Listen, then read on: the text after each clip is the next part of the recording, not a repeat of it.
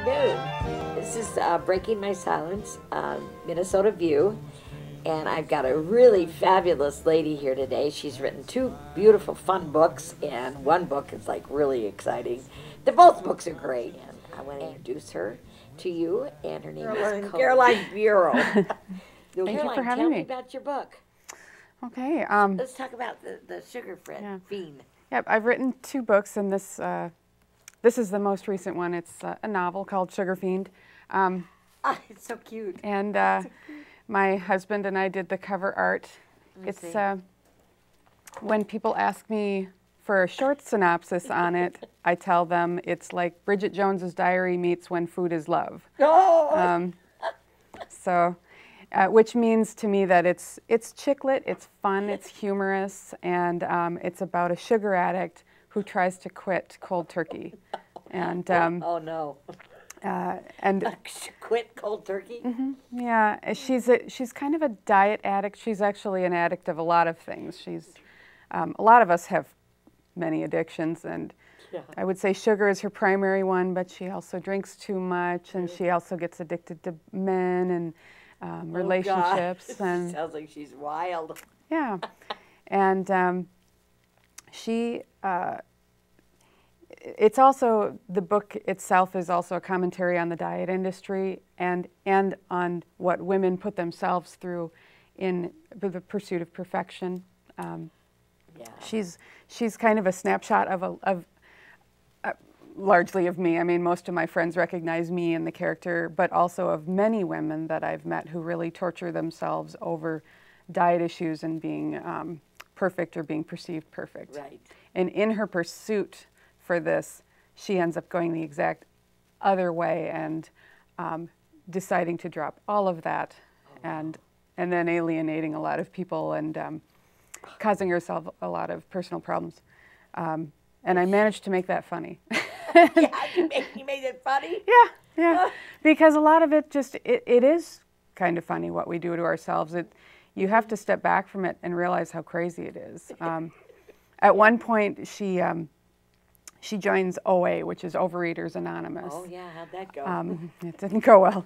Their whole deal is to abstain from sugar. I shouldn't say their whole deal. I don't know them. I don't know the principles very well, but that's one thing they do. They abstain completely from sugar, which I know a lot of people who believe that would drive them insane. Oh, it would me too. And I actually tried it, and it did drive you insane. It was crazy making, and in the end, the backlash from all of that, from being that good, was being really bad. Was me being really bad. So. In the end, I think if I'm preaching anything, which I hope not to be preaching anything with this book, but if I am, it's just moderation. And just moderation. She somewhat learns that. Yeah, in the end, does she learn moderation? Let's just say I've left room for a sequel. Yeah, good. That's good. Because she's not fully figured it out. And that's the other thing. I don't think anyone ever fully figures it out. It's, think so either. For me, my eating habits and how I treat my body, it's a day-to-day thing. Well, yeah, it's got to be a day-to-day thing because we can't. Some days you're good, and some days are other days. Yep, I agree. I've had my share of diets, shall we say. None of them worked, but I always go back to like the same thing, you know, and then you gain, after you lose 80 pounds and you gain it back, then you gain another extra 10. Yeah. Then you gain another extra 10. Yeah. And then you have the data, you know, you have people saying that it's harder to lose the second. It's like, I don't know if that's true or not, but that doesn't really inspire you to try, does it? No, it doesn't now. Now, after you gain it all back, and then you gain an extra 10, it's like, I don't think I really, I wasn't too excited about doing all that. Yeah.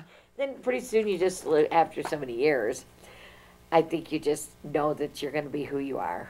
You got to just be who you are. And wherever you land, that is. That's the key, because I've been much heavier and I've been much lighter, but until I really got into my mid-30s, I really wasn't happy with any of it. And I think got to a point where it was like, and I only have so many years of my life, and I'm not going to spend them obsessing about every calorie. No. Or obsessing about what people see when they look at me. No, you know? because if we did, we'd go nuts. Yeah, yeah. Completely bonkers. I know. Sometimes I see these shows and I look and I go, oh my God, oh, that is so scary. Oh, you should never watch yourself on TV.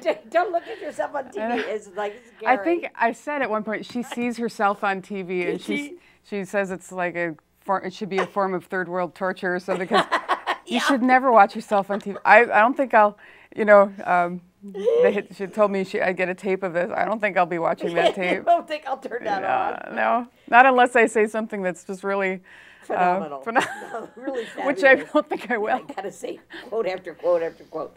No, you know, and I do see my shows a lot. Well, of course, they're on TV a lot, and I'm on TV, and it's like, it may be cable, you know, and SCC does a wonderful job letting us do these, but when you're heavy, you're overweight, you are like 10, 15 pounds heavier, I think on TV. It comes across, yeah. Yeah, it comes across like, woo! Giant woman. But I'm a fun lady, so whatever. I make up for it having fun. I was listening to a podcast with Penn Jillette. He's a magician in Vegas. Yeah. And he said something that really stuck to me. He was talking about how he likes to sing in a band, but he's a decent bass player, not a very good singer. And he said, I lack talent, but I'm bursting with joy. And it's like, right. that's a great, I mean, I want a bumper sticker that says that, because, that's cool. you know, that's just like, that's a good I think idea. you could put anything in front of that and just say, but I'm bursting with joy. And if you're bursting with joy, then, that's a good idea. you know, really, what else cute. matters? You could put anything in back of that, or front of that. Yeah. And it would, but I'm bursting with joy. Yeah. I kind of wanted, when I wrote this, I kind of wanted to relate to women who are so focused on that, and so not allowing themselves to have joy just because they haven't yet reached a certain goal that they think they need to reach. Right. Well, certain women today, I mean, there's women at the pool the other day that were so terribly thin that they looked like they're gonna die. I mean, some women have gotten so possessed with this figure. Now, if you're going to be a model, I see, 3. That's probably what size they are. What models are sizes? Aren't they size 3, 4, or something like that? Something. I mean, they're tiny. Really, really, really trim and slim. And then I think a lot of times the young people today get possessed with that, young girls. And it just overpowers their thinking. They think they have to starve themselves. Yeah. That's not good. No. It's not healthy. Eat healthy, enjoy life, be happy. and if you keep yourself nice and trim, that's even better. That is better. As long as you're not torturing yourself over it. Yeah, as long as you know, I like that book, Sugarfiend. Yeah. So how long did it take you to write that book? I started writing it after, or maybe even during because this book came out, this is a memoir, and it's got some serious content, and so writing it was a very serious time for me. Yeah.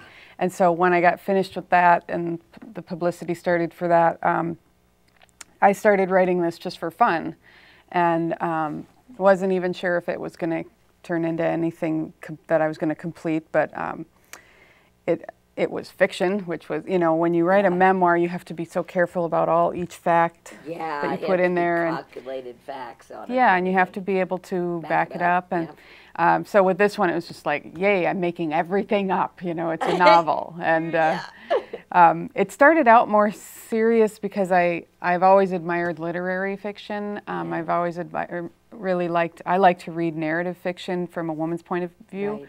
But I realized as I got into it that that I just really wanted to cover it in a way that forgave the main character for being who she is, and made light of her a bit, but also was compassionate toward her. And I just found that the easiest way to do that was to make it all very funny. And that's the best way. Yeah, and so I could get across what I think is very serious subject matter, but in a way that forgives her, and I think hopefully makes the reader feel forgiven for their, you know, because generally if you're reading this book, it's because you're like, oh yeah, I like cookies, or like, you know, yeah, I like cake, and cupcake. Yeah, and I want people to walk away from it with a sense of humor about themselves, and you know. Well, you're so sweet when you had the book club. We were at the book club in White Bear Lake a few weeks ago, and she was so sweet. She had a bunch of beautiful cupcakes sitting there. I'm telling you, make your mouth drool. And they look just like that cupcake on this book, on her book. Yeah, that was on purpose. She says, "Do you want a cupcake?" It looked like this. Who wouldn't want that cupcake? Yeah. I mean, who wouldn't want it?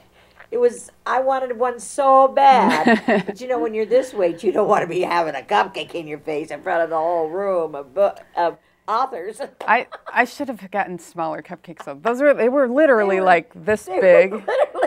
And the little girl took one, and she was like, she couldn't handle it. She dropped it. I know, she dropped it. So I'll go with the mini cupcakes next time. The little ones. But it was good, because there's so many sweet tooths in the world. They'd see the cupcakes and they'd be like, you know, their mouth was drooling by the time they got to your table. Oh, what's all those cupcakes? They weren't even sure if they wanted to talk to me, but they were like, "Can I have a?" Yeah, can I have one of those cupcakes? So it kind of did what it was supposed to do. It was funny. It was so adorable. I just loved it. Here she is with this whole box of cupcakes. Tray of cupcakes. But everybody that got them sure were smiling. Yeah. And I was glad I didn't have to take a bunch home, because I can't sit with, you know, that's what makes me a sugar fiend, is I can't have 3 or 4 cupcakes sitting there and not obsess about it the whole, however long it takes me to eat them. I'm the same way. If I have chocolate covered cherries, a box of chocolate covered cherries. My daughter, lasts a day and a half.